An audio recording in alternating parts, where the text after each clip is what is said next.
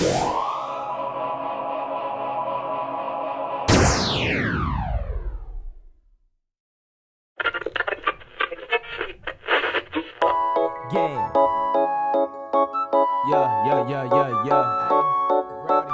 I was young, I had a dream to get 100 bands. So much money that it can't fit in a rubber band. I was on the bottom, now I got the upper hand. What's good, y'all? What's good, y'all? Welcome back to our channel. I'm Kay. I'm Brandon. Equals Crandon. Yeah. So, that was kind of a sloppy intro, but that was on me. But we reacting to Kendrick's 616 in LA. This actually explains some info like what's the dirt. What's the dirt? Shout out to you. Yeah, shout out to what's the dirt. And I'm really curious on what he digged up for this diss track. Facts. So before we get into this video, like, comment, and subscribe. And Can be part of the Good Vibes crew. Yeah, be full of the Good Vibes crew. I still gotta come up with something unique the way to say it. We're gonna come up with something. Good Vibes crew. The Good Vibes crew. Good Vibes crew. Join us. Good vibes. Good vibes, bro. Join us, bro. Join us, bro. Oi.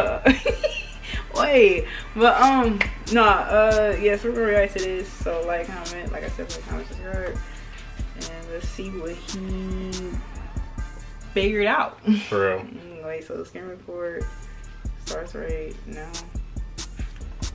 And sorry about our dog. She has new toys, so you might hear her in the background.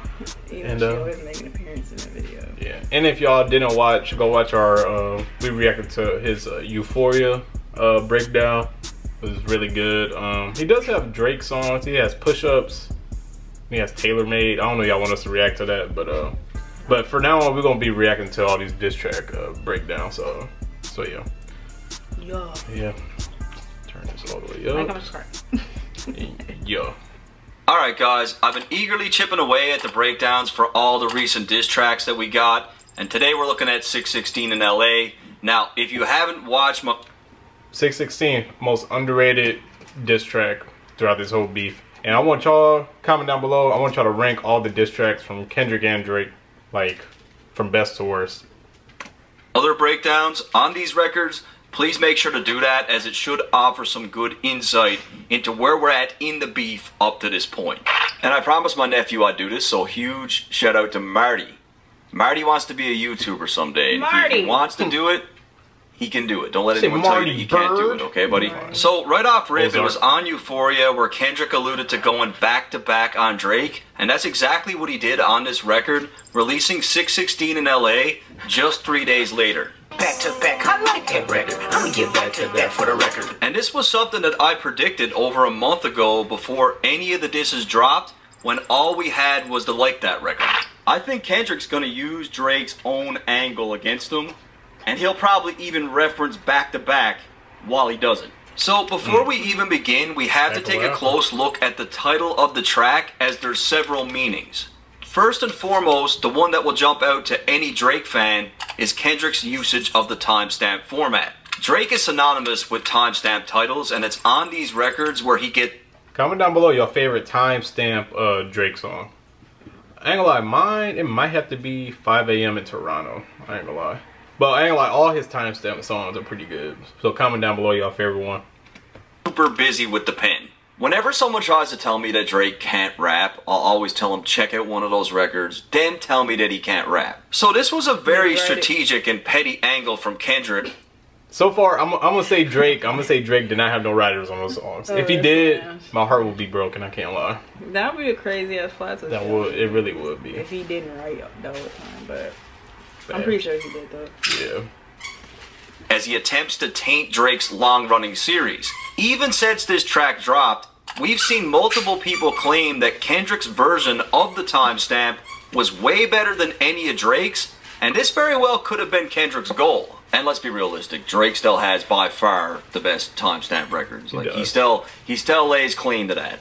Now, as far as the other meanings behind... He does, but I will say Drake, his Heart song compared to Kendrick's is not even fucking close.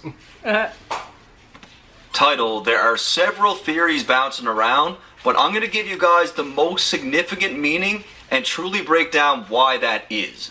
It was on June 16th, 2011 that Kendrick met Drake for the very first time. In a XXL magazine, Kendrick described the meeting saying, I did a show in Toronto on June 16th, my first show in Toronto. I think it was the same night we were going back to the hotel and he hit my phone. I guess he got the word that I was in town, he was there for the night working on the album, and he said he wanted to meet up. We met up, chilled out, and got the vibe. Now remember, the Buried Alive track that Kendrick did for Drake was based on this moment when they first met. On Buried Alive, Kendrick reflects on this meeting with Drake, mentioning how Drake introduced him to the glitz and glamour of celebrity life. Oh, wow. Kendrick described being picked up in a Maybach by Drake and states that Drake brought him to a fancy place to eat where he talked to Kendrick about women and the industry. However, on the track, Kendrick truly struggles with the idea of becoming famous as he's afraid it will change him for the worse, but he also realizes that this type of lifestyle comes with the territory. Now, what's extremely critical to point out is how Kendrick ends off the track. The reason why the highlight was when he said you belong to the people when you outside. So he clearly says that's what he said. Now, who is he? Who's he talking about? So dig a shovel full of money, full of power, full of pussy, full of fame, and bury yourself alive. Then I died. What most people fail to realize is that these last few lines is not Kendrick speaking to himself, but Drake having a conversation with Kendrick. And this is the part that's really important. When asked by XXL to explain the meaning of why the track ended like this, Kendrick said the following. At the end of the verse, that's him in the conversation. Him telling me that you must accept this lifestyle and it's up to you how far you're going to go with it or how much you're going to let in. I then acknowledge what he's saying when I say, then I died, which leaves it hanging on the audience trying to figure out where I would go with it. Will I let it taint me or destroy me? Or will I know how to deal with it? So I mean, it's on this night, June 16th, where Drake is giving Kendrick a pep talk. Man, I think Kendrick, man, he just thought of this whole music, like the glitz and the glamour, like being like famous, like a famous rapper. Man, I don't know, he thought of it like super like deeply for real. Like, I'm telling you, he's a deep guy. Cause he's not wrong. Like, it is gonna change you for better or for worse. So, like, it's a big jump. And obviously Drake was just perfectly fine with just taking that jump, obviously. Okay. About fame, the industry, how to deal with it. This Buried Alive interlude is important because Drake gives Kendrick a choice. He tells him that fame will come and that it's up to him on how he deals with it. But the thing is, Kendrick wasn't the only person who needed to make this choice. This whole thing rings true for Drake as well because Drake had the exact same choice to make, and after Take Care, his fame exploded and he was completely consumed by it. Drake's lifestyle in 2024 isn't that much different from the lifestyle that he showed Kendrick back in 2011. Drake is still living that same old rapper's life, it's just on a far bigger scale. Now in the case of Kendrick, he ended off the record making us wonder which way he'd go with it, and today, we now know what choice he made. Unlike Drake, Kendrick did... That is interesting because, like you said, like Drake's lifestyle is basically like still like the same as it was 12 years ago. It's just crazy, like you didn't like change anything. Like you still live like the same life. You still do like the same type of music. He liked that shit because he used to be a lame. Yeah. That's why he wants to stay in that forever. He doesn't want to go back to being a lame like he was years ago, when he was like.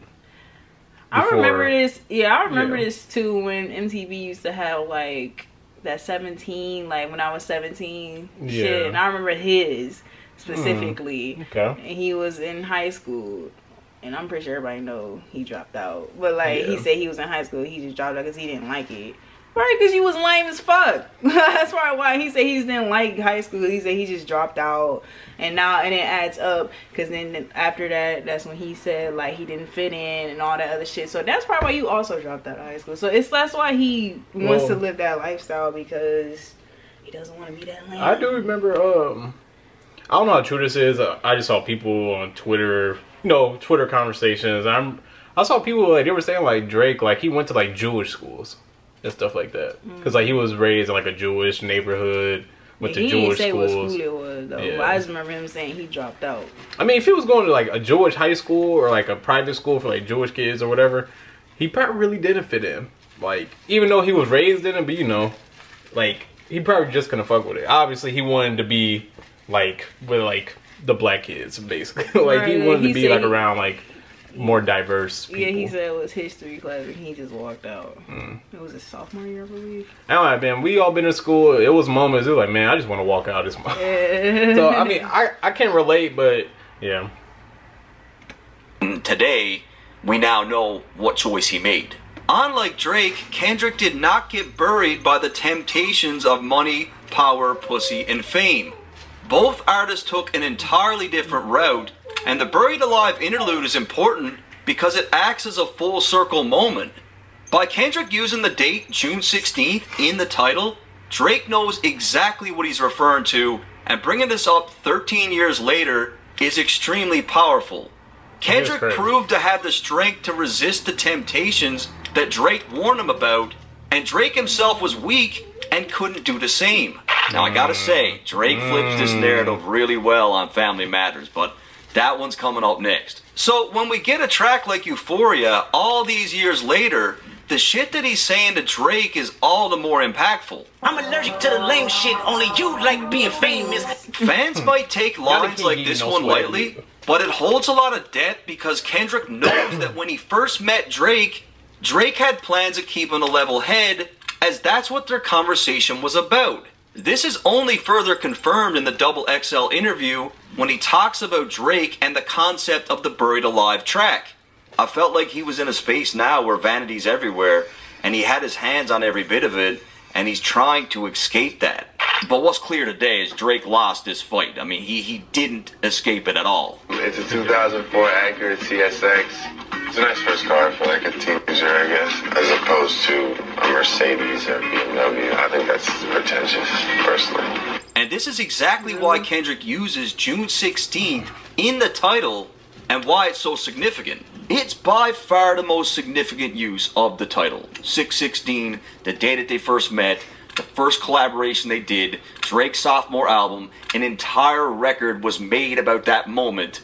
Now we're 13 years later, and it's coming up again. And like I said, Drake knew exactly what he was doing with this title, because just days after 6/16 in LA dropped, Drake posted a Buried Alive Part 2 He did parody do that, song I forgot. where he mocks Kendrick and flips the narrative again. Which You in a pine box. It's how you felt in 2011 while we wasting time. Dreams come true, Crody. This is where you die.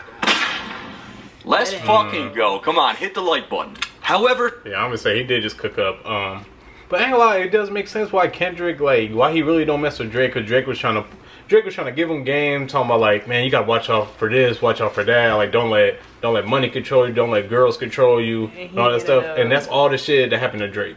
So he should have took his own advice. Pretty much. Pretty much. He was trying to. He was trying to big bro him. It was like he's trying to big bro him. Drake saw his fucking feelings. Yeah, he's trying to big bro Kendrick. I'm like, bro, y'all like the same age. Y'all was born the same year. Like, I don't So know, bro. that's why Drake is so. I'll put you on, blah blah. Yeah. Oh. Just, yeah. Okay, now that makes sense. It does make sense. That's why he's so fucking. Yo, I'll put you on. Da, da, da. Right, so- Yeah, but you didn't do shit. Right, I'm you just saying, didn't you couldn't take your own advice. Right, like what? How you trying to be? I don't know. Like, how you trying to be acting like a father to somebody you can't do that with your own kids? Right, and it does make sense why Drake, he keeps trying to bring up like Kendrick beating this girl and talking about like Kendrick's marriage and like how come like they not married and stuff like that. Because Drake, he never had a girl with him like when he was coming up. Kendrick always had her by his side. Drake obviously jealous about that. Even though Drake, he can have any girl in the world, but He can't stick with one. yeah, he can't stick with one. He's just can't he's stay never with satisfied. It's tough. 6/16 in LA could possibly be in reference to allegations of Drake being involved with younger women. 6 times Drake allegedly groomed young girls. Oh my gosh. As you guys know, Drake goes by the 6 God, and 16-year-old girls for him might just be prime real estate. That is the allegations. Allegations. Now, this is only further supported when we look at a young woman by the name of Bella Harris. Bella is an LA-based model who, even at the age of 13, stood at a height of 5'10", and she skipped the teen division of modeling and moved directly up to the women's division. So get this, at the age of 13, this child is being like categorized and showcased as a full-grown woman. That's crazy. She basically was like LeBron, Kobe. She came straight out of high school and right to the big leagues. That's kind of wild. Man. That's crazy. Categorized and showcased as a full-grown woman. When I was about 13, I was really tall. I was like 5'9", and everyone's like, "Oh my God, how old are you?" I'm 12 and 13. And back in 2018, the internet went crazy as Drake was spotted with a then 18-year-old Bella taking pictures that resembled that of a happy couple. This shit feels like teenage fever. However, Drake has ties with Bella that dates back to 2016, and given Kendrick's angle throughout this beef, I think this is what he's talking about. This is a picture of Drake and Bella at Rihanna's Anti-World Tour. As you can see, the date of this photo is May 5th, 2016, and when we look at Rihanna's tour history, she was indeed in LA for that date. Then when we look at the fact that Bella had literally just turned 16, just 1 month before this photo was taken, it's all the more compelling. 616 in LA, Drake the Six God was indeed with a 16-year-old girl in LA. And I mean, Kendrick said he had 5 more diss tracks in stock. And I believe him. I think he was about to get far deeper into this shit, had this thing kept going. Furthermore, Kendrick dropped the record at 6:16 a.m. Pacific Standard Time, which is 6:16 in LA. Then we got the fact that June 16th is Tupac's birthday, and considering that we've seen a few references to Pac in this beef already, this one seems to make sense. Kendrick, we need ya. Next, June 16th is Father's Day, and we have seen a slew of references with respect to Drake and being a shitty dad, and also jabs towards the fact that Drake's own father was absent. You don't know nothing about that. And of course, Drake also executive produced the hit show Euphoria, and the first episode of that show aired on June 16th. And that's as far as I'm gonna go with the title. There's a lot of theories out there, but these are the ones that make sense to me. With all that said, let's move on to the artwork, which is simply a cropped out version of the artwork that we would see. Man, his Meet the Grams breakdown is gonna be so wild. I cannot wait for that. He gonna be sweating when he break that shit down. Man, for real. He gonna have to take breaks in between. Man. Grams, where Kendrick allegedly had an inside mole collecting Drake's personal items and feeding him information. And this whole thing with the artwork and these items, like, this turned into this really grew legs after. It turned into this whole other conversation. So we've got the title, we've got... And they had a nigga on the balcony holding all those items hostage. Like, it was so eerie. It was talking in riddles on Twitter. Yeah, it was so weird. That was such a weird time. We don't know what the fuck you talking about. It's either he gonna spill it or not. Like, come on, bro. It's not Gotham City. Like, come on, man. Artwork, now let's move to the beat selection. First and foremost, the track is co-produced by Jack Antonoff, who is a pop producer most known for his work with Taylor Swift. This is likely a troll on Drake's previous claims on Taylor Made, where he insinuated that Taylor Swift had all this power over Kendrick. Now, what I feel Kendrick is really trying to drive home here by using this producer is that just like the culture of hip-hop, even high-level people within the industry itself do not like Drake and are more than happy to help bring him down. I think Kendrick's just leaning into it. Like, yeah, I am friends with Taylor, and she's co-signing this diss. She doesn't like you. Her producer doesn't like you. Nobody likes you. Like, this is a tailor-made diss for you. Is that true? Does Taylor Swift, like, I mean, her and Drake, they never did a song together, so she probably really don't like him, but I just never heard nothing about it. Weird with her too when she was young. Probably. He probably was trying to do the same with her. Drake, he probably just jealous. He is intimidated by her. I remember it was a song, he even said, like, Taylor Swift. He said, Taylor Swift, the only nigga who could maybe, like, not drop, maybe, like, you know, like, not drop, like, an album, like, what she about to drop. Why we call her a nigga? I don't know. I don't know why he said, he did say that in the song, though. Drake, first of all, how are you intimidated by a woman? He always intimidated by women. He is. That's why he always going at them all the time. For real. It's real competition. He might pop ass with him. Yeah. And like he probably could win that battle against Taylor Swift. Hell no. Like it's so weird how some guys be so intimidated by women. I don't get it. I'm gonna have to say, like, if that's the case, like, just to look in the mirror. That, and it's like you don't decide your pussy. Yeah. Ain't no way you're intimidated by a woman, bro. For real. By a feet, like, unless the woman's like 7 feet tall, and I don't know. They don't like okay, but come on, bro. Taylor Swift, come on, man. That's not man-like of y'all to be intimidated by a woman. You should be like learning. You should embrace it. Yes, embrace it. Wouldn't you embrace it? Like, I don't know. It's so fucking weird to me. But samples Al Green's song "What a Wonderful Thing Love Is," and Drake's Uncle Teeny Hodges is credited as playing guitar on that record. Wait, however, what makes it instrumental samples Al Green's song "What a Wonderful Thing Love Is," and Drake's Uncle Teeny Hodges is credited as playing guitar on that record. Oh, wow. However, what makes it even more impressive is the fact that Kendrick sampled Teddy. He worked on that song that Kendrick sampled. Okay. Pendergrass on Euphoria, and now he's sampling Al Green, and they both had an album together called Back to Back Hits, feeding even more into Kendrick's claims that he was going back to back on Drake. And people say that Kendrick fans are reaching all the time, but this is clearly thought out. I mean, they just... Oh, that's why he said, I like that record. I'm gonna get back to that for the... That's crazy. He did get back to it. That's crazy, man. That nigga Drake, he wanted some quintuple entendres, and that's all Kendrick gave this. It's crazy. Where I'm gonna say that boy, Kendrick's a genius. He said, man, you better put a quintuple entendre on that. Yeah. Hey, that's you all. ask, you shall receive. But everything that Drake asked for, Kendrick like literally gave it to him. He said drop. He said all right. Now he even got more. He still got more shit to drop. It would be funny as fuck if Kendrick just dropped anyway. Yeah. I'll be like, bro, that's some menace shit. It would be some menace shit, but like, you not letting that nigga breathe at all. For real. Call an ambulance. Call the ambulance, bro. Right. I mean, shit. If I was, but he's very strategic, so I like the way he's going. But I'm just saying, like, if he wanted to say fuck it, do it, I'll do it. Fuck it, fuck you, because you like, bro, fuck you. He waiting on drop it. This one, he waiting on Drake to drop like more like subliminals. You know how Drake is. So. Or yeah. Definitely that. No, he is waiting for him to drop subliminals. And also, I just think Drake's gonna make regular songs. It's per usual. That's what he does. Especially for the summer. Yeah, especially in the summertime.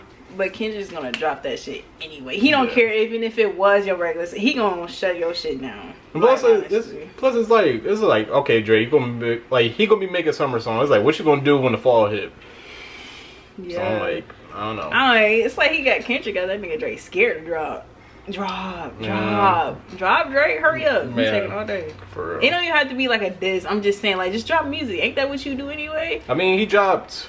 Well, he on 2 songs with that one girl, Camilla. I don't know how you say her name, but oh yeah. Yeah. So these records were very, very well planned.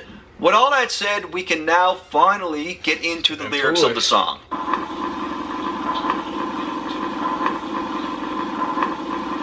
Actually, I'm just kidding. No lyrics yet, because did you hear that noise? Like, what in the fuck is that? People were claiming that this sound was from the V12 liposuction machine, which was something that Kendrick referenced on Euphoria. But when you really listen to that machine in action, it doesn't sound like this at all. Okay, I was gonna say, ain't no way. If that was the actual sound of this V12 machine, that would have been crazy. But it could have been though. Well, let's see what he says. He said it's not. And the main reason why this video took so long is because let's see. I got extremely subject stuck on finding out what the sound was. First, I thought that it could be a money counter. I thought maybe it's a lie detector test. Then I was thinking it was one of those old 16 mil projectors.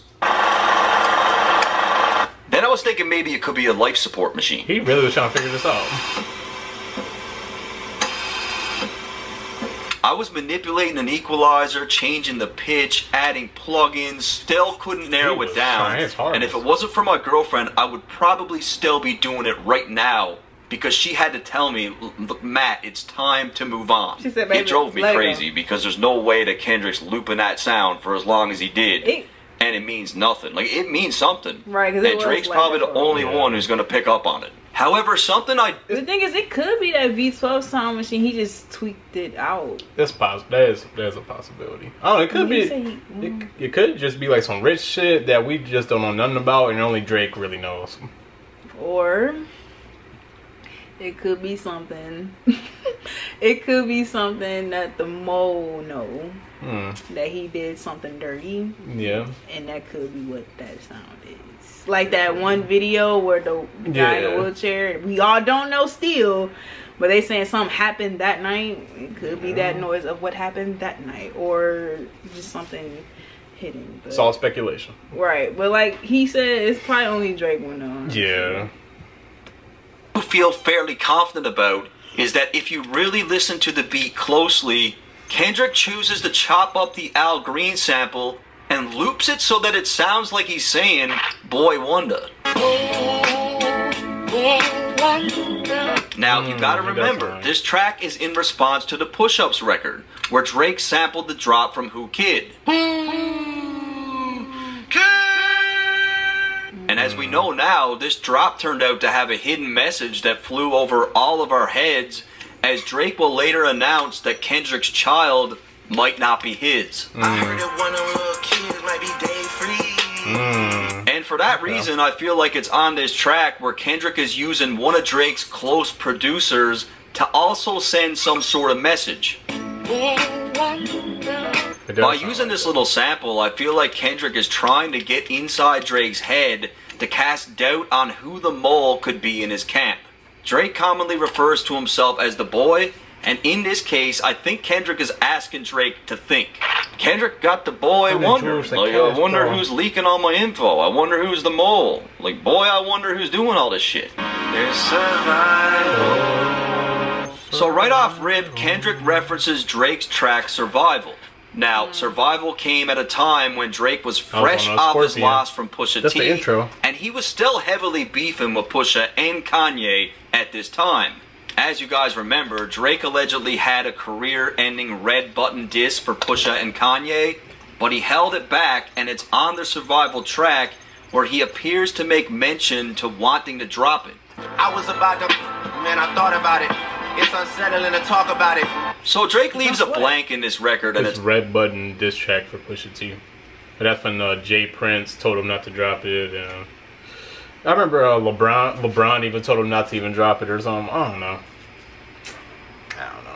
Not to drop it. Well, I wish he would have. I do too. But who knows? I don't know. Pusha T, that's a man you do not want to mess with, obviously. So he said, "I'm whooping fade." Yeah, for real. I'm whooping fade. Up to the listener to interpret what this could mean, but the way that I see it, he was either talking about putting a hit on Pusha and Kanye, or he just really wanted to drop that track, but it was so scathing that it was unsettling for him to even think about where he was about to go with it. Simply because it crossed the line of music. Either way, the common denominator in this case with respect to Kendrick is the fact that Drake is now saying the exact same thing to him. Again, Drake is making claims that he has some lethal secret, threatening to drop it. This ain't even everything I know, don't wake the demon up. However, Kendrick's own senses are telling him that Drake is lying, as he claims that he thinks, smells, and sees the bullshit coming, and just like the alleged held I thought he said file, but he said fire. I did too. I don't see no file. Yeah, it makes sense. Fire now. You say it out loud. It does make sense. I don't see no file. But I thought he was saying like, you know, like he don't see no file. You know, like Drake trying to say like he got dirt on him or something. Yeah. I mean, fire. It makes sense, but I don't see no fire. I don't know. I like foul. I do too. You know, we made that shit. But I'm pretty sure we're not the only. Man, comment down below, man, if y'all thought it was file the whole time. Right, because I don't know. It sounds more creative. Like I don't see no fire. I don't see no file. Like what you got? Like the disc? Do you got it? You got some? Like you said, like dirt. Do you got it in your file? It's like he said like he don't see no file like the mole in Drake's camp. Like he didn't have like no file. Right, in a document too. Like you know, like, as far as documents, like Drake got some shit. Yeah. But it sounded better that way. But hey, who are we to question Kendrick? right, it would have been cool. Yeah. Pusha diss. Kendrick claims he sees no fire. I feel like he's saying you were bullshitting then. Now you're trying to pull the same stunt again. You're full of it. Off-white Sunseeker had the marina. Fuck a phantom, I like to buy yachts when I get the fever. So right away here, any seasoned Drake fan will tell you that when it comes to timestamp records, Kendrick is clearly matching Drake's subject matter stylistically.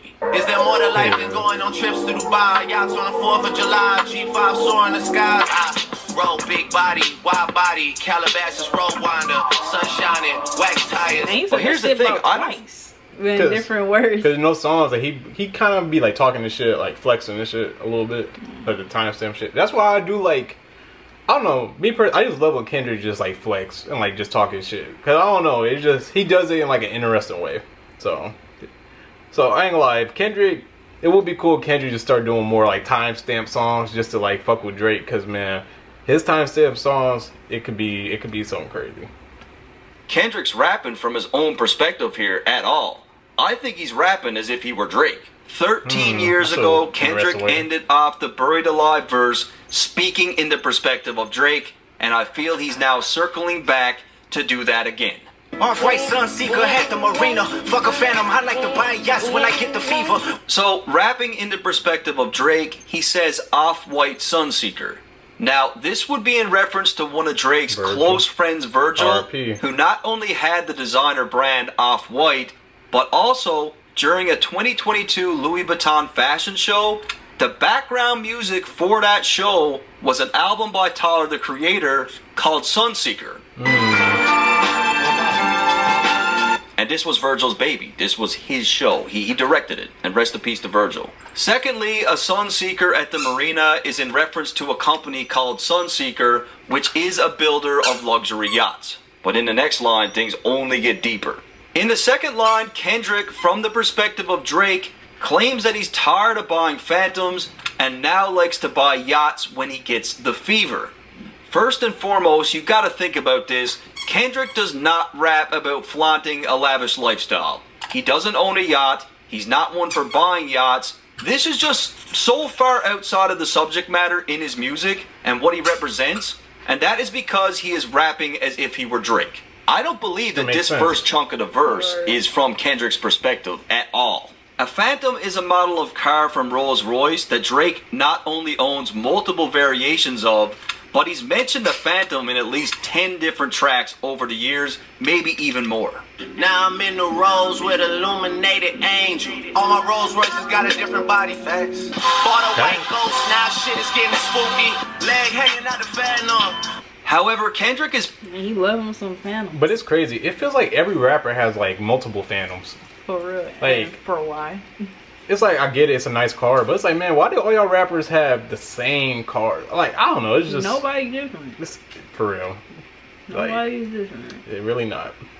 Now shit is getting spooky. Leg hanging out the Phantom. However, Kendrick is painting it as if the Phantom is no longer scratching the itch for Drake. He needs to go bigger, which is exactly what he did when he rented the Ocean Coral yacht in 2022.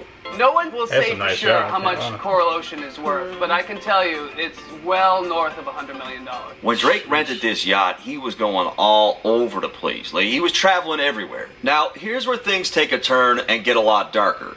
Following up on his previous line about yachts, he claims that he likes to buy yachts when he gets the fever, and the fever is another builder of luxury yachts. This is where it goes left. The Sunseeker has another line of yachts called the Predator, and as we know, Drake has a song called Teenage Fever. Now, where it gets crazy is when we look at Drake's relationship with Millie Bobby Brown. Here she is with Drake on a yacht at the young age of 13. This photo was taken in 2017, shortly after his More Life album dropped, which had the track Teenage Fever, and coincidentally enough, the media was categorizing the More Life album as yacht rap. Now, to put the cherry on top, where was this picture taken? At a marina. Think about it. Sunseeker has a yacht called the Predator. Drake's More Life album was being called yacht rap. It had a track called Teenage Fever. He's with a 13-year-old girl on a yacht, and in this picture, they're at a marina. Gosh. This is not a no. coincidence at all. It's not. And Kendrick drops plenty. You got that my ass. gosh. Gotcha, bitch. God damn. Man, what's the dirt, man? This is crazy. But I don't know. That just kind of just blew my mind. It's like, bro, that's a lot of connecting dots right there. That's a lot. Man. Marina. This is not a coincidence at all. It's not.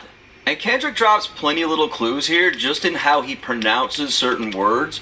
And if you pay attention to how he says, I like to buy yachts, he's actually making a reference to Dubai yachts. Fuck a phantom, I like to buy yachts when I get the fever. Is there more to life than going on trips to Dubai? Yachts on the 4th of July. And back in 2015, Drake was very happy to announce that he was on a yacht in Dubai. And if you're familiar with Kendrick's catalog, you'll know that he does shit like this a lot in his writing. Wine cooler spill on my white t-shirt, the sightseer. So again, Kendrick is rapping as if he were Drake. Not only does Kendrick hardly ever drink, but when he does drink, it's exclusively wine. Yeah, I drink a little bit. What's your preferred beverage? Just wine. Like What about, have you ever... Now, there is a huge difference in wine and wine coolers. Yeah. Most men do not drink wine coolers. I'm talking about fruity drinks with soda and tons of sugar. Kendrick uses little keywords like this to let the listener know that this is not his life we're talking about. Kendrick's not drinking wine coolers, guys. Drake is the guy that loves wine coolers. That's pretty much all he drinks. And what's even more interesting is how wine coolers became his beverage of choice in the first place. Were you drinking white wine spritzer? I was. That's my drink of choice.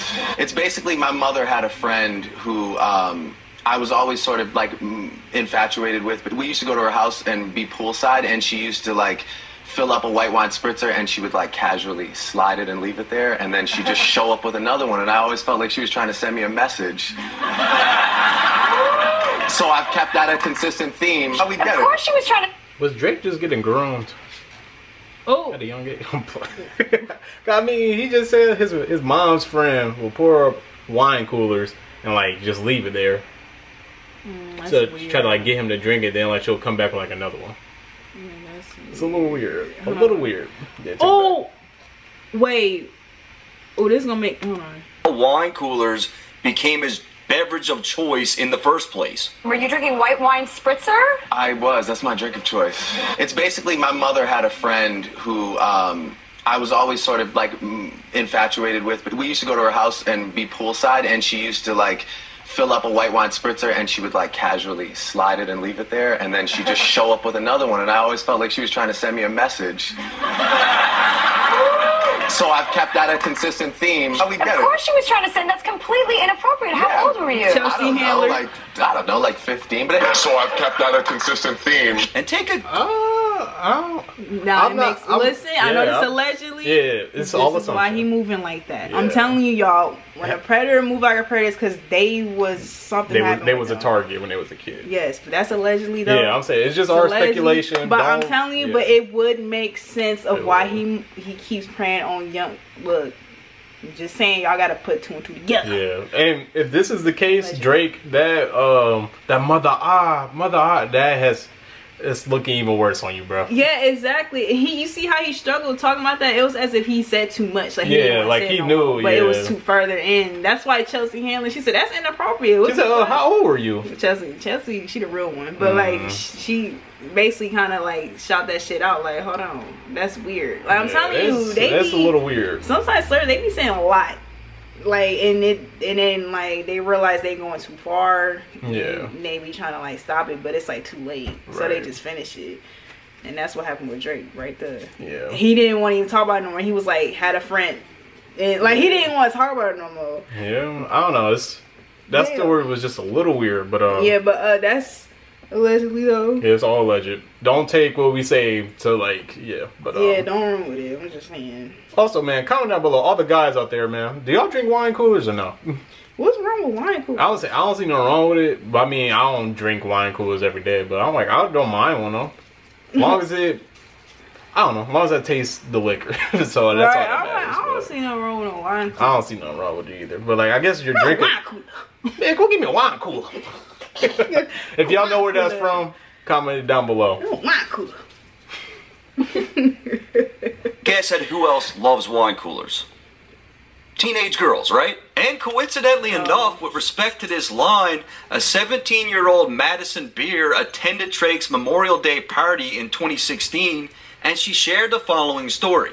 I met him actually like 2 years ago at his Memorial Day party. The funniest thing about Drake is he drinks wine spritzers, like that's all he drinks. I was like, can we go to the bathroom in your room? I was like, I just really don't want to wait on this line. And he was like, yeah, of course.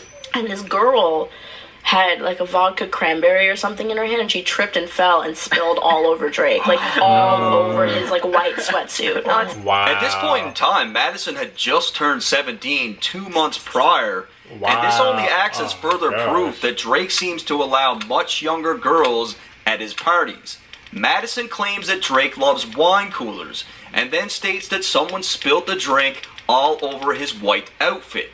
Kendrick seems to have been gathering this information about Drake for a very long time, and on this track, I feel like he's sending subtle reminders that most of us wouldn't catch. Fun fact though, his house that he has a bathtub that is literally the size of this room. And it's gigantic and so dope. I was like sitting in it, I was like, can I just lay here and like chill? I even found some footage of this exact Drake Memorial Day party where you can tell that the women in attendance, to me, don't really look like grown women. Yeah, these girls. I mean, come on, guys. Like, I'm a fair man, but like, I'm not even assuming here. Like, these are clearly teenagers, right? And when he talks about wine coolers, teenage fever. Oh my god, bro. He's talking about shit like this. Following up on the previous line, Kendrick writes for Drake by calling himself a sightseer, which is exactly what Drake was doing in 2022 when he rented that $50 million yacht. Here he is in St. Bart's at a New Year's Eve yacht party, and what we can easily conclude about this party is that teenage girls were definitely in attendance because there's clear evidence of this happening. I got back from St. Bart's on Monday. Basically, it was an after party that we got invited to. It was on the Vava. So many cool people there. We talked with Drake for a little bit. This girl was born on February 5th, 2004. Oh my god. Bro, I'm so sick of these. Oh my I ain't gosh. gonna lie. I'm so sick of these celebrities going after teenage girls, bro. Like, I am too. Teenagers in general. Like, it's so, like, why? Just why? It's weird. It's so weird, but I ain't lie. Really, the person to blame, it's the parents. Like, what are y'all doing? Right. Like, what are y'all doing, bro? Like, oh man. They be lying to their parents, but it's at the same time, it's like you should know your child. Yeah, like you gotta know your kid, man. Right. It's like I don't understand. Why are you oh my gosh. I mean this is the world we live in. Like a lot of these girls, like younger girls, like I don't know, like I think I told you this before, but like that's why I think like a lot of girls like move to like cities like Atlanta, Houston. Just to like, so like they could just run into like someone like Drake or like a rapper or something. Basically the whole Ruby Rose stuff. Like all like her old tweets. Like she was just trying to run into somebody. Yeah, I'm telling you, because their parents failed them. Yeah. Bro. And they just trying to get an easy bag, trying to, I don't know. We live in weird times, man. I just say, all my ladies, y'all need to stop doing that to yourself. I swear, bro. Like, y'all gotta stop being like, I don't know. Y'all gotta stop doing that shit. It all starts at home. Bro, like I'm like, bro, if you starts. could put that energy like that, you can put that into yourself to elevate yourself. For real. Like the fuck, ain't no way y'all finna just be at a party with grown ass men. It's only because the grown ass men are like millionaires and billionaires. That's the only reason and why. And they nasty as fuck too.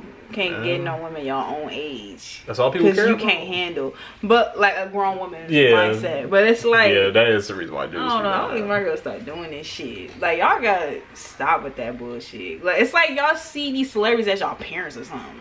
Like in a weird way. If y'all know what I'm talking about, like they kind of see them like as parents or something. They look up to them. Like I don't know. Like, cause I'm telling you, really it's a psychological thing. It's like they doing that because they wish their parents did that for them. Yeah. So since they not doing that, so they see it into a celebrity, but then like the celebrities was just ease their way in. You know what they say? For real. You know. Or well, basically what you trying to say, like they see these celebrities as like role models. They don't see their parents as role models, and you already know. the main thing people always say, like never meet like your heroes, because like you always gonna get disappointed. That's So true. that's basically like what that's basically like what you just said. Basically, I'm telling you. It's crazy. Which would mean she was only 17 years old during this yacht party. I was just in the same box with Drake on that 150 supermodels, in it? And I think that Kendrick knows something about these parties. I do. Trifecta, money, morals, and culture. My fault. The age of consent in France is 15. It's possible this boy had more. Yes. And he had a yacht in France. Yep. Drake. Oh man. And I'm sorry for all the people that go hard. It's only for the die-hard Drake fans, okay? You really look up to this guy? Yeah, I'm gonna say man. Like, who allegedly is like going after teenagers, like. And that's the music he, like the mainstream music Drake be making is for teenagers. It's for teenage girls. Like the new songs he got out with the old girl, the Camilo. I don't know how you say her name, but she's like 20 something. But still, like those like the type of songs that yeah. teenage girls will listen to though. Yeah, you're right. Like it's like it's sickening, y'all. Y'all really riding for this dude, bro? It's all allegations, but still, it's not looking good. But knows something about these parties. I do. Trifecta, money, morals, and culture. That's my leisure. In the second line, Kendrick says trifecta, money, morals, and culture. That's my leisure. And again, this has nothing to do with Kendrick as he continues to rap as Drake here. First off, the definition of a trifecta pertains to gambling on horses, where to win, you need to guess the 3 winning horses in order. That means that in the case of this line, money would come first, morals would come second, and culture will be last. This is how we can easily rule Kendrick's own perspective out, as money is definitely not his first priority. Again, it's little things like this where it's clear to me that he's not rapping from his own perspective here. Really, money really don't make me. I'm learning that now. You know, that's not really my peace of mind, having money. In the case of the line as it pertains to Drake, money is seemingly at the forefront of everything that he does. It is true. He's willing to put aside morals and culture to get it. This explains why morals and culture come in second and third place within the trifecta. At the end of the day, those two things will never really matter for Drake, as money will always dictate his every move regardless. So I mean, when we look at a trifecta, by definition, like what it means, I ain't gonna lie, it's like Drake just like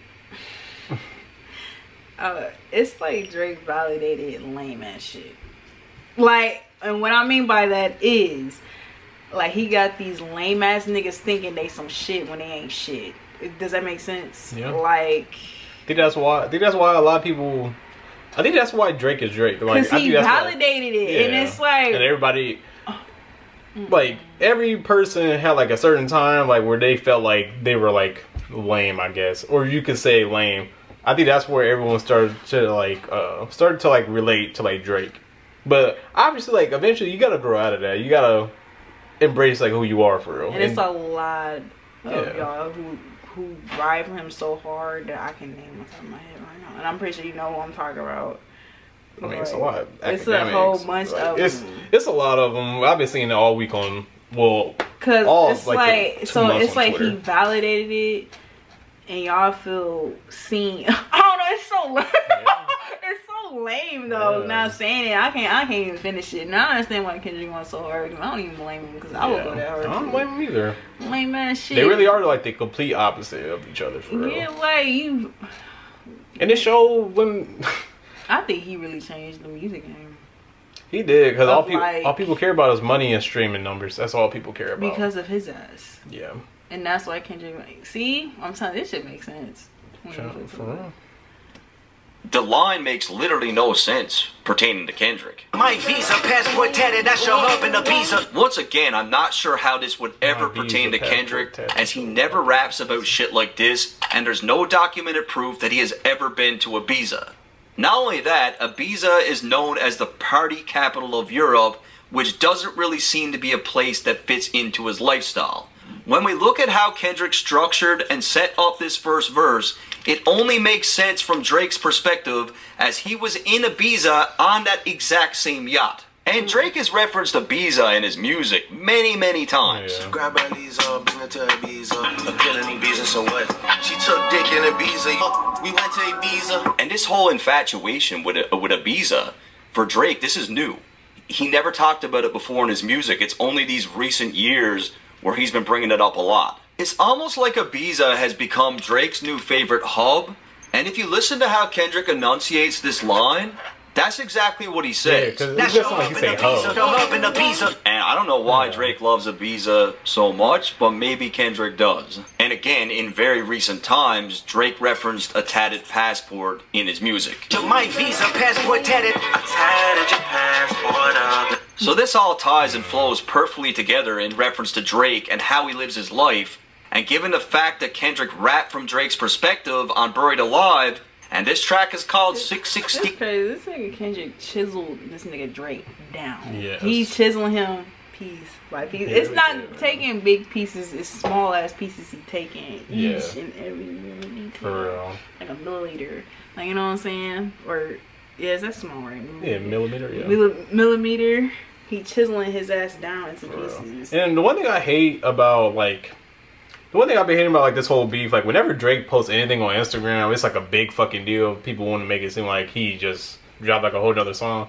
But it's like, because I remember after the Pop-Out show, Drake posted like a picture saying like, he said like Summer League or something. And people saying, man, like people on Twitter, they're saying like, man, Drake, like he's not like phased. He ain't worried about Kendrick. I'm like, bro, y'all don't even know what his reaction is like the moment shit happens, bro. It's so easy for him to just cut on the camera, just look like all hard and shit. Like y'all know what the fuck he thinking, bro. I swear. Like, I don't know. I just hate when people say that. I swear they jaws drop every time he posts something. Like, like, oh my god, y'all this passed man Drake ain't out. phase. I'm like, dude, y'all don't fucking know. Like these lyrics, man. Like have y'all met this dude in person? Like, bro, we don't know what's happening in that big ass mansion he's sitting in, bro. Like y'all know. Sweating. Well, I don't know, but still, like.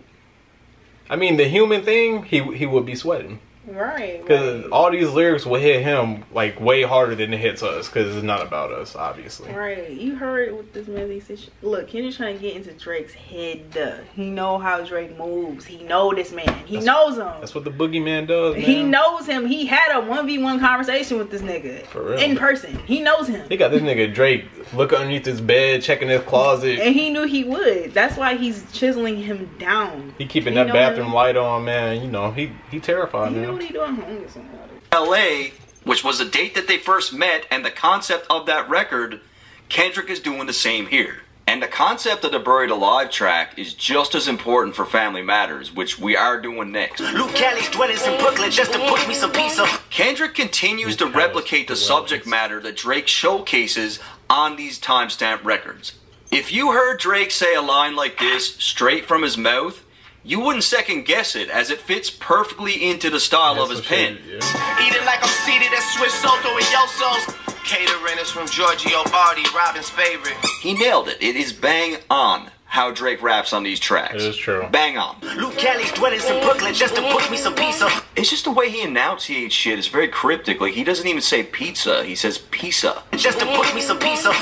And book me some pizza is weird too. Like, there's shit in here that Drake is only gonna get. And on Euphoria, remember, Kendrick said that he hates the way that Drake sneak disses people. I hate the way that you sneak this. If I catch flight, it's gonna be direct. And what Kendrick means by that is Drake will diss someone and only his intended target will pick up on it. And due to the fact that Kendrick is mirroring his style and writing from Drake's perspective on a timestamp titled record, this first verse is riddled with shots at Drake that only he understands. And that's why the beginning of this record doesn't even sound like a diss, because he's writing in the style of Drake. There's no clear shots to us, but he's dissing Drake the way that Drake disses. And because Drake has been at this pizzeria in Brooklyn before, this is just another clue that Kendrick has given us that he's writing this verse from Drake's perspective. God, my confession is yours. And now we get to the point where I feel Kendrick does indeed switch perspectives back to himself as it's The at this second verse. moment where he starts to sing, and when you think about Drake's timestamp records, he doesn't really sing on those tracks at all. God, my confession is yours. Now, I saw that people tried to paint this line as if Kendrick was conflicted on whether or not he should go to war with Drake, but honestly, Kendrick has wanted this battle with Drake for a very long time. But who am I if I don't go to war? I don't think he's conflicted about the war itself, but he knows where he's about to go with this thing, and he's more or less confessing to God before he even puts his plan into action. Kendrick knows he's about to go on attack, likely committing multiple sins, which will need forgiveness from God. If you pay attention to the way he delivers these lyrics, he's deliberately singing in a very ugly, offbeat, non-sonically pleasing way. God, my confession. This singing style reflects Kendrick's internal chaos. He's holding some guilt as a dark side of him is about to emerge. It's like he's saying, like, I'm sorry, God, like, ahead of time, I'm sorry, but I gotta do this. There's opportunity when living with loss. I discover myself when I fall short. Some people thought that this meant Kendrick was worried about losing to Drake, and if he did, he'd learn something from it. But I don't think Kendrick even considered the possibility of losing this battle. I mean, let's be real here. He had this whole thing mapped out. I believe even at this point, he knew he had a winning strategy. Like, he knew he was going to win this thing. I feel that Kendrick knows that he's about to unleash a beast that we haven't seen before, and he's hinting at an internal struggle. When you think about it, Kendrick doesn't have any music in his catalog that resembles the subject matter on these diss tracks. I think the loss that he's talking about is he's about to lose control of himself, right? Yeah. He's about to lose, he's about to go against everything he stands for, like his faith. However, being a man of God, he knows that the Lord will forgive him. And he knows that going through with this thing will offer an opportunity for even more growth. Raise my hands to a fallen sky. I fantasize me, jumping planets, immortalized. I correspond. So, a fallen sky is basically an aftermath of a disaster, and it's here where Kendrick is daydreaming about the results of the war.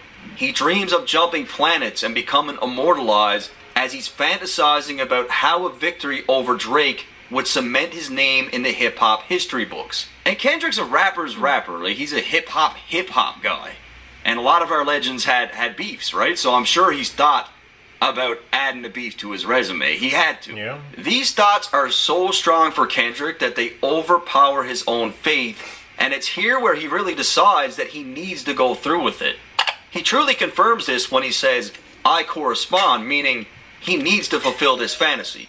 So I feel like he's daydreaming about, like, destroying Drake and getting him out of here and how that'll feel. And then he snaps out of it and he says to himself, I gotta do this. I gotta go through with it. I correspond. 3 angels watching me all the time. Kendrick claims that he has 3 angels watching him. And for anyone who's familiar with Christianity, you will be well aware of Michael, Gabriel, and Raphael. These are the 3 main angels chosen by God, and each angel represents something different. Given the fact that Kendrick knows he's about to embark on a journey that's testing his faith, he knows that these 3 angels are with him for guidance on the mission. And guys, he pretty much confirms this by bringing up some of these angels later on in the track. Outside of this biblical reference, in 2013, Kendrick lost 3 of his close friends, Chad, Pup, and Braids. He mentions these guys on multiple songs, but on a YG record, he makes reference to all 3 of them. But got a bad call, they killed Brace, they killed Chad, my big homie Pop. From what I could gather, he was really close with all 3 of these young men, so it's very possible that the 3 angels is with him is these guys too. Put my children to sleep with a prayer, they close my eyes, definition of peace. So coming off his Euphoria disc, Kendrick painted Drake as a deadbeat dad.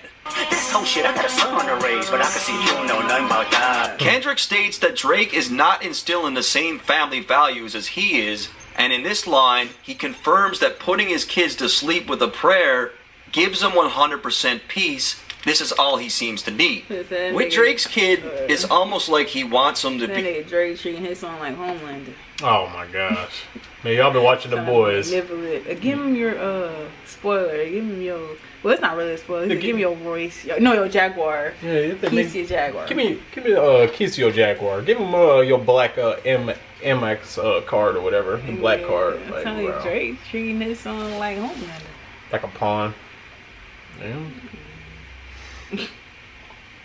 just as famous as he is, like almost like the Kardashians' kids or something, right? Where he's all up in the interviews, he's in the music videos, he's all over social media. Whereas Kendrick, you know, you're hard pressed to find even a photo of his kids. It's just two different parenting styles, we could say at a minimum. Tell me who gon' stop me. I come from love. Kendrick makes a reference to himself as he moves with love, strong morals, and integrity, and by living this way, he feels unstoppable. In contrast, as we heard on Euphoria, he doesn't feel like Drake has the same values at all. So, in Kendrick's mind, this is like a battle of good versus evil. Still cover my heart, then open me up. So, Kendrick refers to someone by the name of Estelle. Now, it's not 100% confirmed, but this appears to be his grandmother, and when claiming that she covers his heart, he's alluding to her offering him protection. And I really tried to confirm who she is in relation to Kendrick. I went through his family tree, or I tried to. That's crazy. Very private. Like Drake's family tree, you could trace back to the 1800s, but Kendrick's is on lock and key. Like there's nothing there. But when it comes to Estelle, he's mentioned her before. Heartbroken when Estelle to say goodbye. There's also the fact that during Coachella, he had her name on his custom boots, where it clearly reads Estelle Oliver. Estelle Oliver on his mother's side. So I believe this is his grandmother. Remember when picked up a pen, lyrics that I can trust, timid soul, staring in the mirror, asking where I was from. Kendrick appears to be reminiscing on a simpler time. When he first picked up the pen, he didn't have much to prove, but it also seems like he didn't have a lot of confidence. It's suggested in the previous line that Estelle helped open him up, possibly helping him come out of his shell. And by all accounts, he was a very shy child, which really isn't that uncommon for these artsy type of kids. Like, they tend to be more withdrawn, right? And Kendrick himself once shared a story of... And that makes sense. Him being shy, especially with, like, the music stuff. Coming from the streets, you know. Coming from the streets, like, they look at all that stuff as, like, a weakness, you know. Right. So, it's understandable. Just how shy he was. There was a math question that I knew the answer to, but I was too scared to say it. And then this little chick said the answer, and it was the right answer. My answer. That bothers me still to this day, being scared of failure. Hold on, wait. I kind of relate to this. I was like this my whole life. Why can I relate to this nigga? I ain't gonna we all come from like the same... I'm talking about me for right now. I know, I get what you mean. It's like, I get how I kind of get him. Like, just being shy to say anything. Like, I don't know, you scared to say the wrong answer, or you just scared of failure, or the reaction of people. Like, I don't know. Like, it is weird. Yeah. Like he said, he was scared to say yes. I guess that is maybe that was for me of scared of failure. Maybe I was scared of failure. Didn't realize it's the right answer. My answer. That bothers me still to this day. Especially with math too. Okay, bitch. I can't. Math was just, it was up and down for me. It was up and down. And comment down below, man. What subject in school did y'all hate the most? She hated math. I hated English / language arts. Yeah, comment down below the subjects in school y'all just hated like the most.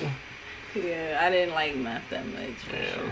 But yeah, it was like that for me too. Moments in school, like you know the answer, but like you just be like scared to even say the answer, cause you know like being wrong, and like if you get it right, everybody just like looks at you like damn, like you know. Yeah, so I get what you mean for sure. Bro, it's like, I get what he means too. So. Yeah, it's like ain't no point in saying anything. Right. For real. But it was I was gonna say something. Yeah, I just think I prefer English and language arts over math. It's because of words.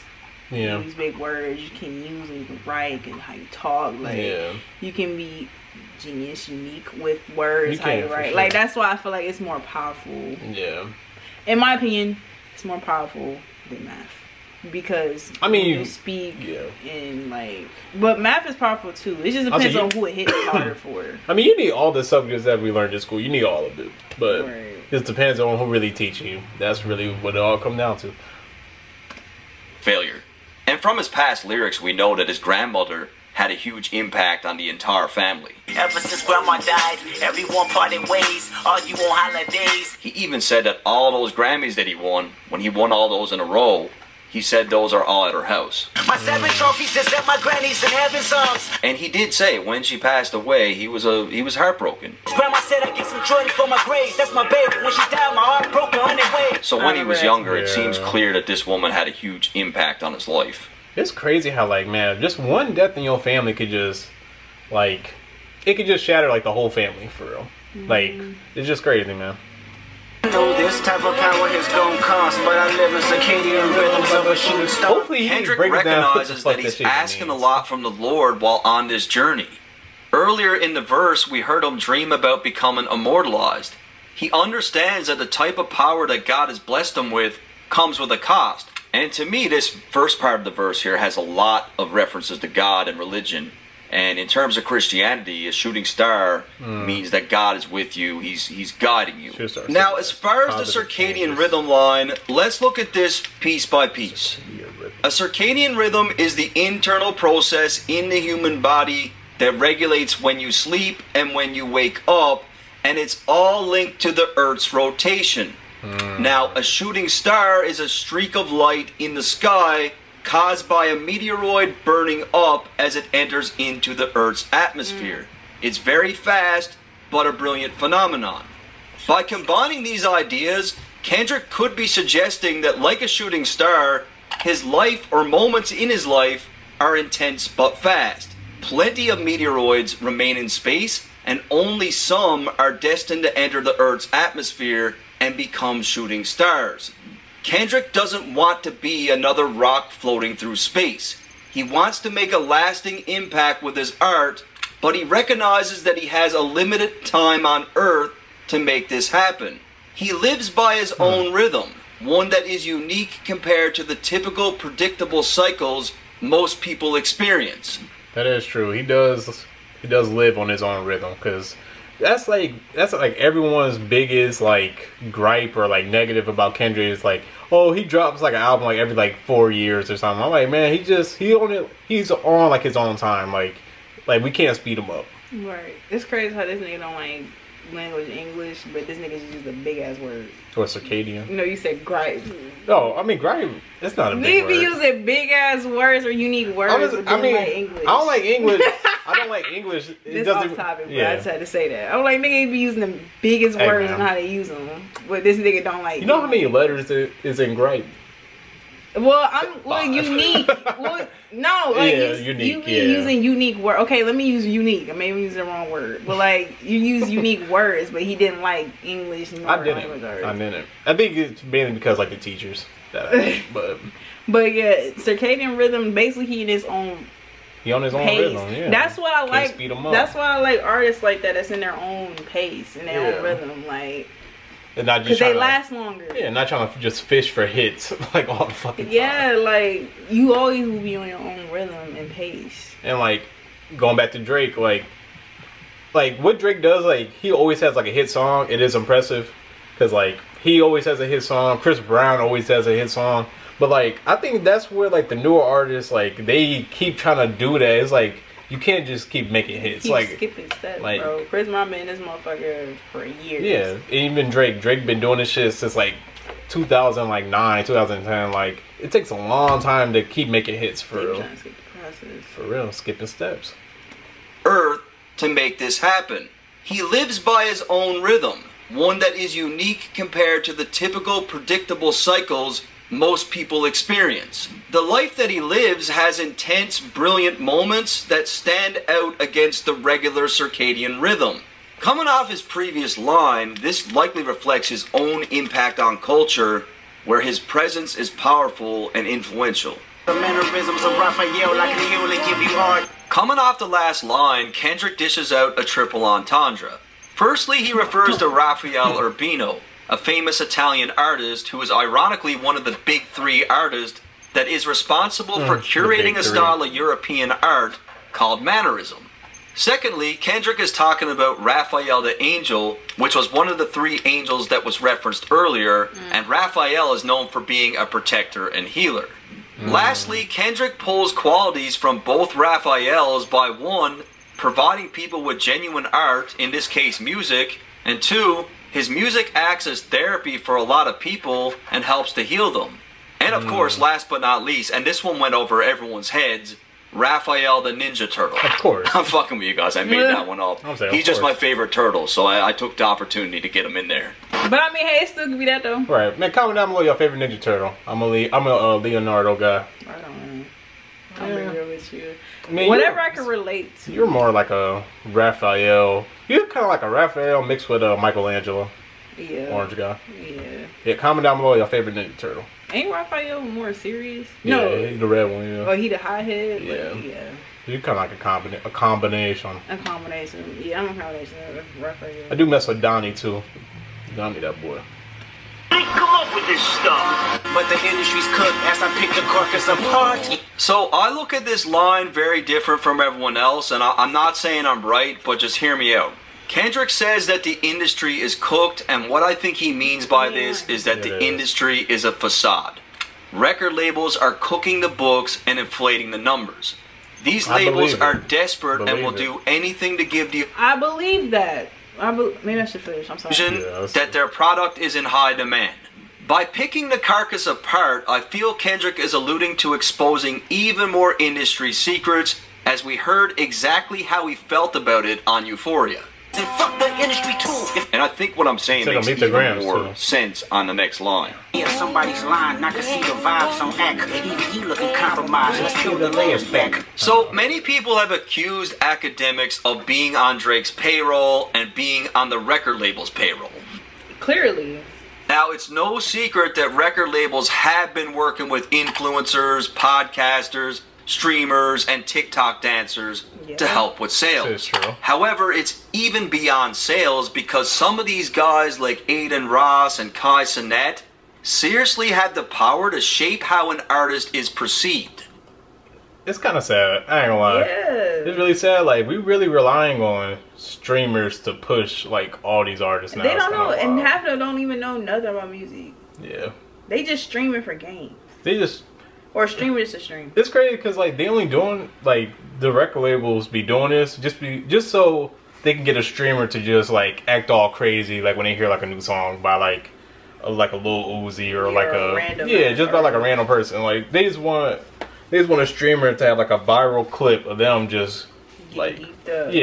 off of, like, someone's song. It's kind of sad. Drake is UMG's golden boy, and Cause it's like y'all don't have the ability to push the artist no more. That's not. Like, I mean, y'all a label for a reason. Right. I mean, nobody really listens to radio anymore. I mean, they put people's songs on like all these playlists, and I don't know. I don't listen to playlists. She doesn't listen to playlists. Y'all can comment down below if y'all listen to playlists. But like, I just make my own playlist. Where I listen to my own shit. So I don't know. Maybe just it's like the label's just in like a tough spot for real. Yeah, like you said, they fuck. Like Kendrick is insinuating that much Which like is how good. I'm sorry, I keep on, but it's I got a point. It's points be coming. It's like that's where like the independent shit. Like it's y'all time to shine at this point. Yeah. And independent label owners as well, like Kendrick. Who else is independent? J. Cole. J. Cole not independent. I don't think J. Cole independent. I mean, some people will say Kendrick not independent. Cause I guess that's under. He got different labels to like distribute like his music or something. I don't know. So I don't know. Well, if you independent, it's your time to shine. Basically. Cook the books for their artist. The industry is crooked and manipulative, and they'll throw as many resources at this thing as possible to protect Drake's name. Let's peel the layers back. It's here where Kendrick appears to be threatening to expose more of these secrets. Say he just skipped over the cash doll part, but it's fine. He plans to peel the layers back, which is something that Pusha said to Drake during their beef. We just gonna peel it back layer by layer. Now, I've been watching Academics from the very beginning, and he's a well-documented Drake super fan. I think he just loves Drake. It's his favorite artist. I don't think he's paid off or anything. I just think he's a massive Drake fan. Ain't no brownie points for beating your chest, harassing and fucking with good people, make good people go to bed. Kendrick makes reference to Drake's trolling antics from earlier on in the beef. Shortly after dropping the Push-Ups track, Drake decided to antagonize Kendrick's manager Ant by posting 2 pictures. Kendrick continues to paint Drake as the bad guy and bully in the situation, by insinuating that Drake is picking easy targets. Ant is not a rapper. That is true. Drake do be picking easy ass targets, bro. He do. He is a bully. Yeah. Cause like a guy like Pusha T, like Drake got this Red Button song, but I don't want to drop it. It's like why? Why don't you want to why didn't you want to take it there with Pusha T? Like, but I'm pretty sure if The Weeknd would have dissed you, you probably would have took it there with him, or Pharrell, or I don't know. It's really weird, man. Isn't known for causing issues with anyone, and because Kendrick is close with Ant, he's a good person to defend him. And remember on Euphoria, Kendrick said that he would inherit the beef for Pharrell, who, by all accounts, I believe is a pretty good dude. Yeah. Conspiracies about Cash Dog, that's not even the leak. So, coming off the last line about messing with good people, Kendrick references Drake's bullying tactics against The Weeknd's manager Cash. A lot of people thought that Cash could have been the mole that was feeding Kendrick information, but he confirms here that this is not the source of the leak. But I think the line actually works in another way also. Conspiracies about Cash Dog also perfectly ties into Drake's claims about Kendrick and Top Dog, where Drake stated on push-ups that the label was extorting Kendrick and taking 50% of the profit. Find the jewels like Cash Dog, I just need you to think. Kendrick really starts to play with Drake's head as he's asking Drake to think a little bit harder about who the mole could be. He makes a reference to Cash Doll, who was once robbed for $500,000 in jewelry. It would make a lot more sense if we could find out that it was someone close to Cash Doll that took this jewelry. But in order to do that, someone would need to watch all of her interviews. It was around the time I lost a whole jewelry box full of jewelry in LA. Somebody stole it from me. Oh, I remember that. You went right. Yep. Okay. Yeah, and it hurted. Because you didn't lose it, somebody took it. Yes, somebody stole it. So that's somebody you trusted. Yeah. But it's not just about the items too, right? It's also about the people that you have around you. Because that's also a warning call. So Kendrick has clearly been paying attention, and the fact that it was someone inner circle that had a hand in taking his jewelry, this line just gained even more depth. Find the jewels like Cash Dog, I just need you to think. If somebody asks you really tough line, man. You gotta say, it is. Now, I don't want to feed too much into this Ebony Prince character from Twitter, but it is definitely interesting given the fact that he posted a bunch of jewelry and proof of receipts of alleged jewelry that Drake purchased. So, I mean, this could very well be in reference to all that. No one can confirm. It's all really weird. Are you finally ready to play? Have you ever? Let's see. Kendrick continues to turn up the heat and references his lyrics from Euphoria. Have you ever played? Have you ever? Okay, nigga, let's play. Now he really starts to mess with Drake's head. Have you ever thought that OVO was working for me? Kendrick cleverly attempts to make Drake question all those around him by suggesting that someone close to him is not really on his side. Fake I hate brothers, you must be a terrible person. Everyone inside your team is whispering that you deserve it. So pretty self-explanatory. Kendrick continues to paint Drake as the bad guy and implies that even his own team are preying on his downfall, claiming that he deserves everything that's coming. Can't Tootsie slide up out of this one, it's just gonna resurface. Kendrick references Drake's #1 smash, Tootsie Slide. This was a track that had everyone dancing during the summer of 2020, which is something that Drake is really good at doing. Left foot up, right foot slide. Now, Tootsie Slide conveniently dropped just 3 months after a video surfaced of Drake, where he's kissing a 17-year-old girl on stage. Oh.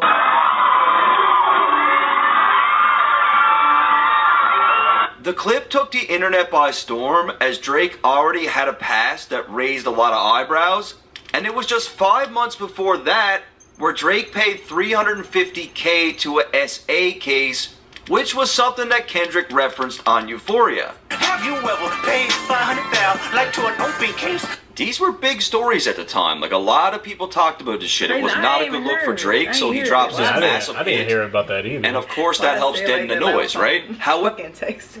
I said, here. I hear here. I said it like I was from like Dallas, Texas or something. I said, I ain't even hear about it. I ain't even hear about it. The Cuban on Cuban. Right. Cuban on Cuban.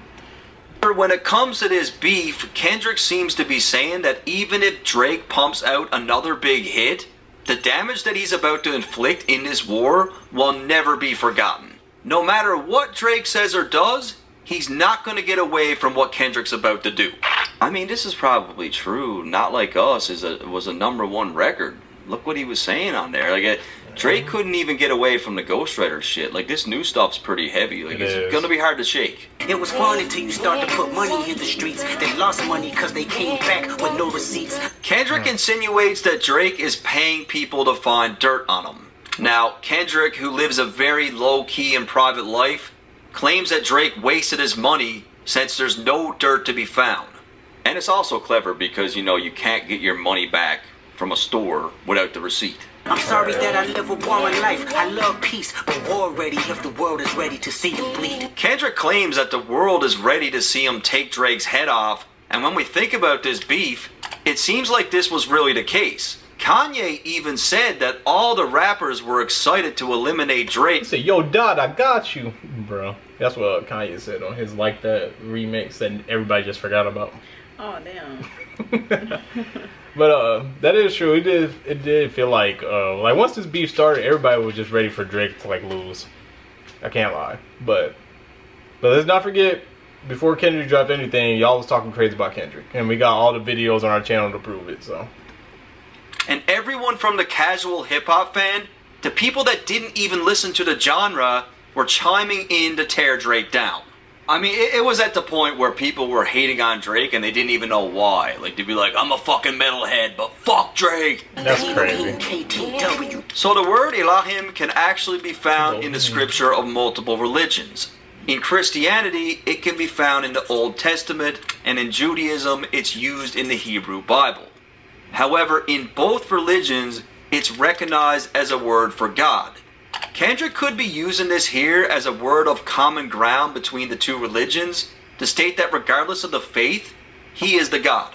And in the exact same context, he uses this word on Family Ties, which is a record that I always thought was full of shots at Drake. It was. Elohim, the rebirth. Before you get to the Father, you gotta holler at me first, bitch. Now the KTW thing is cryptic as it gets. Like I cannot figure it out. I looked for days and days.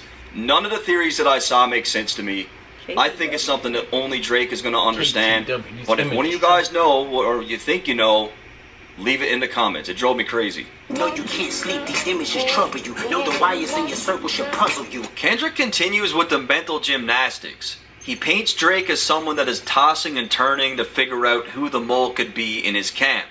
He does this by referencing a wire in his circle, which is something that rats will wear when gathering information for the feds. And this is going over all of our heads because clearly the line is layered. There's something there. It's very eerie. It's very cryptic. There's something we're missing. If you were street smart, then you would have caught that your entourage is only to hustle you. Kendrick comes in with a bit of a cultural reference here. Drake isn't from the streets, but over the years has surrounded himself with street people. It's not uncommon in hip-hop for a rapper to have an entourage of people. And would know, since he wants to be in the street so bad. You know, a street dude be doing slimy shit, right? Oh, yeah. They always do. Always. So, this what you wanted, and you finna get it. So, that's why a lot of people be doing slimy shit behind your back. Thug made you feel like you was slime in your head. But he lied. Wait, well, 2 Chainz. 2 Chainz, but he lied. No, for real, you wanted that so bad. Well, you gonna have it. Right. Who are only around for their own benefit. So Kendrick's saying, like, Drake is so ignorant that he believes that these guys really like him when they're just using him. And Kendrick's a little wiser to it. Like, he's seen this play before. 100 niggas that you got. And it's crazy. And Drake knew that, because in Family Matters, he was like, he said, like, which one of my so-called niggas gonna need a shell from the clip? He basically said, like, which one of my so-called niggas is gonna basically, like, who's, like, backstabbing me, basically. So I'm like, I don't know, this song, it did get to Drake for sure. And Kendrick's a little wiser to it, like, he's seen this play before. 100 niggas that you got on salary, and 20 of them want you as a casualty. Kendrick makes reference to the people on Drake's payroll. Now, this could be a reference to anything from the people that signed to his label. Man, what happened to DBSN? I feel like I haven't heard nothing about him in a while. Yeah, Division. I mean, he's still He still be dropping music and stuff. Yeah, but they haven't been hitting. Yeah, I remember when he first came around. I remember everybody was bumping him. Right. Well, let me not say everybody, but I remember like a good amount of people was listening to him. Like he was like the next up and coming. Yeah, he was like the next like up and coming like artist, and I don't know what happened. Fucking with Drake. Popcan? Who the fuck is that? I heard him.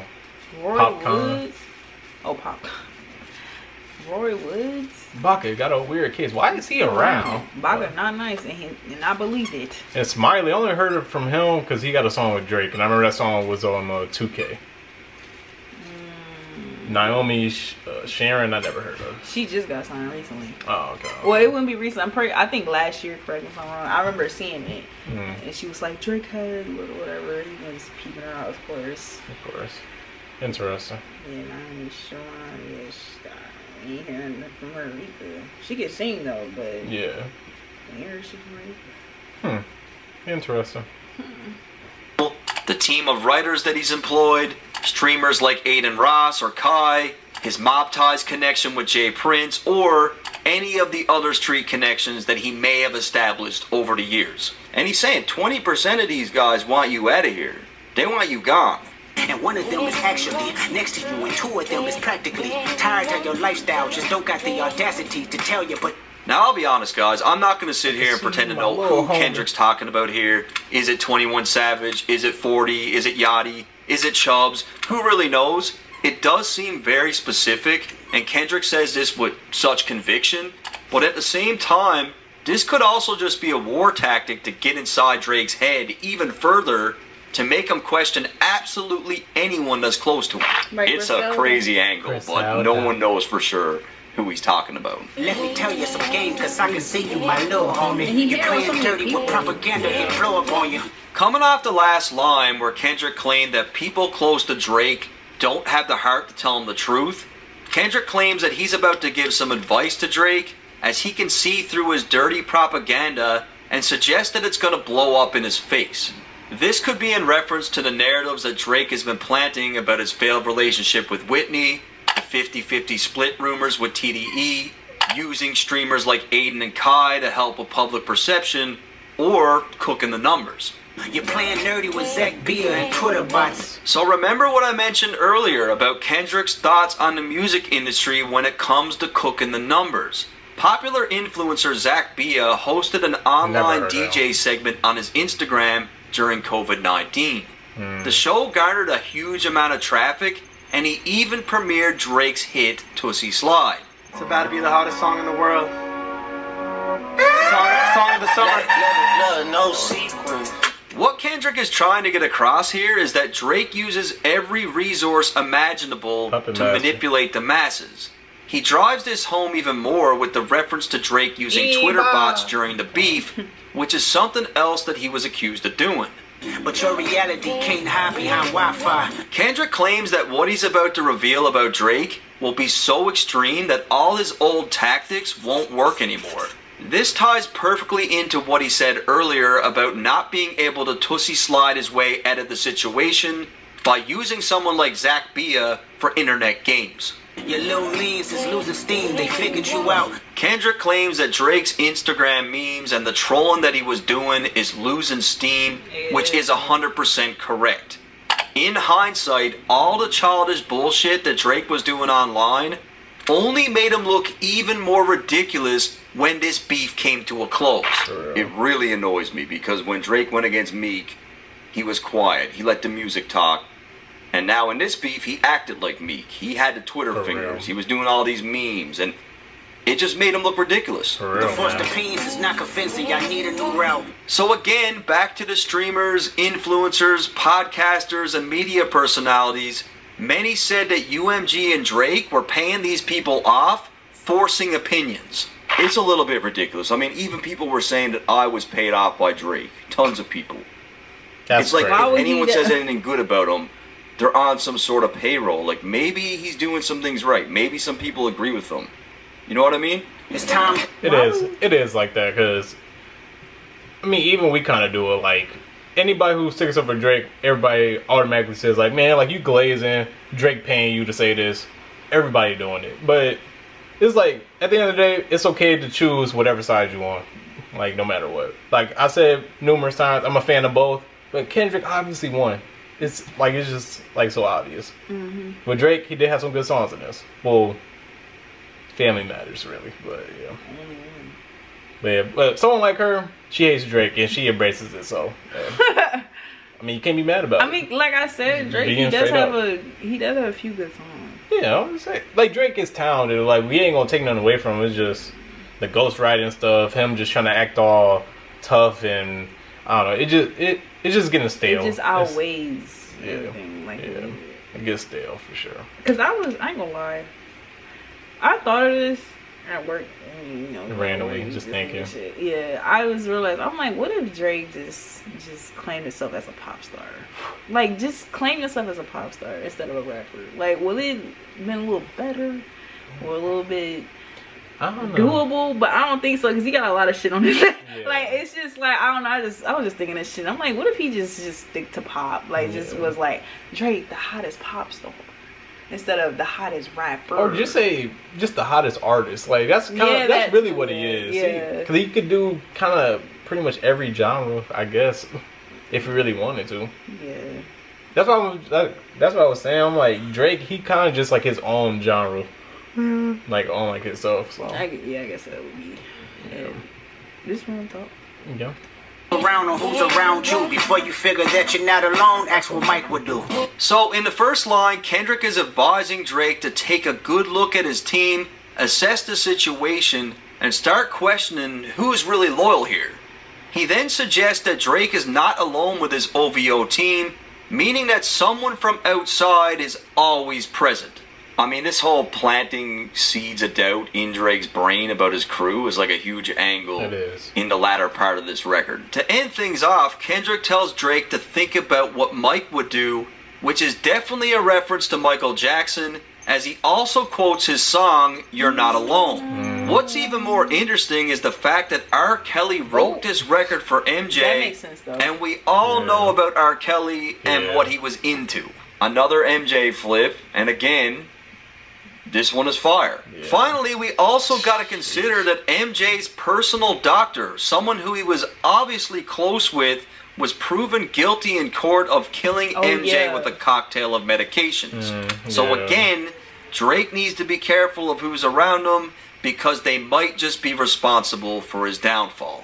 And I got to be honest with you guys, this record was extremely difficult to break down. It is very cryptic. The way that it's written is mind-boggling. I know I missed a lot of shit because I know there's a lot of stuff in here that Drake is only going to get and no one else will. But in saying that, we got Family Matters coming up next. And that's an amazing record, and I feel like it got overshadowed. I feel like a lot of stuff got missed, and I'm really, really excited to break down Family Matters. Can't wait for that one. Shout out to What's the Dirt once again. Good work. Bars. What's the Dirt? Good work, nigga.